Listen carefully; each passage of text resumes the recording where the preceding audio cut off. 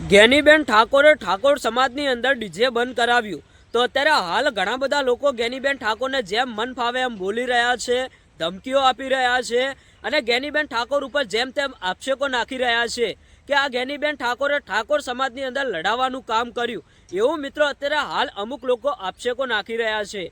Video પૂરો સાંભળતા જજો, કારણ કે ઠાકોર સમાજની અંદર જે ડીજે બંધ કરાવવામાં આવ્યું એના પછી મિત્રો અત્યારે હાલ ઘણું બધું પરિવર્તન પણ જોવા મળ્યું।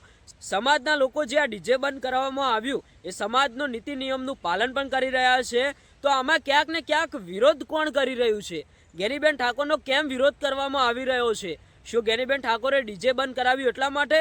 હા મિત્રો, અત્યારે હાલ તમે બધા જાણો છો કે ઠાકોર સમાજમાં જે બંધારણ લાગુ કરવામાં આવ્યું થોડા દિવસો વીતી ગયા છે, પણ આ વિવાદ અત્યારે ચાલુ થયો છે। વિવાદમાં મિત્રો એવું છે કે જે મેન ડીજેનો મુદ્દો છે એ સમાજમાં બંધારણ કરવામાં આવ્યું એમાં ઘણા બધા મુદ્દા હતા, પણ મિત્રો એ મુદ્દાથી કોઈને પેટમાં નહોતું દુખતું, પણ જે આ ડીજેનો મુદ્દો છે એમાં અત્યારે હાલ ઘણા બધા સમાજના લોકોને પણ પેટમાં દુખે છે। કેમ ભાઈ? કારણ કે અત્યારે હાલ જે ડીજે બંધ કરાવવામાં આવ્યું એમાં ભાઈ આ ડીજે ફક્ત ઠાકોર સમાજની અંદર બંધ કરાવવામાં આવ્યું હતું। પાટણ, બનાસકાંઠા અનેક નાના મોટા ઠાકોર સમાજના લોકો માટે ડીજે બંધ કરાવવામાં આવ્યું હતું, પણ આમાં ક્યાંક ને ક્યાંક જ્ઞાનીબેન ઠાકોરનું કહેવું એવું છે કે મેં આ બંધારણ મારા સમાજ માટે લાગુ કર્યું છે, તો આમાં બીજા કોઈ અન્ય સમાજના લોકોએ આ બંધારણનું ભંગ કરાવવું નહીં। અમારા સમાજની વાત હતી, અમારા સમાજ માટે અમે કર્યું છે, અમારા સમાજમાં તો ડીજે બંધ જ રહેશે, તો બીજા કોઈ લોકોએ આ સમાજનું બંધારણને તોડાવવાની કોશિશ કરવી નહીં।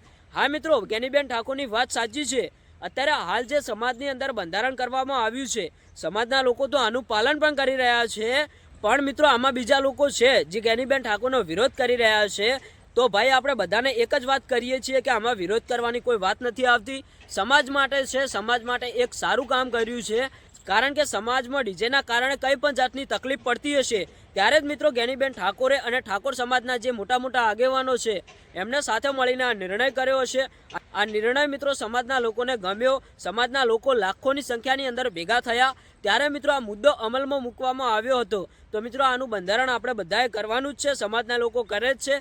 તમારું શું કહેવું છે કે અત્યારે હાલ જે વિવાદ ચાલી રહ્યો છે આ વિવાદમાં મિત્રો એ વાત છે કે જ્ઞાનીબેન ઠાકોરે ડીજે બંધ કરાવ્યું એ, પણ મિત્રો આમાં ક્યાંક ને ક્યાંક જ્ઞાનીબેન ઠાકોર સાચા છે? તમે શું કહેશો? કોમેન્ટ કરીને જણાવતા જજો।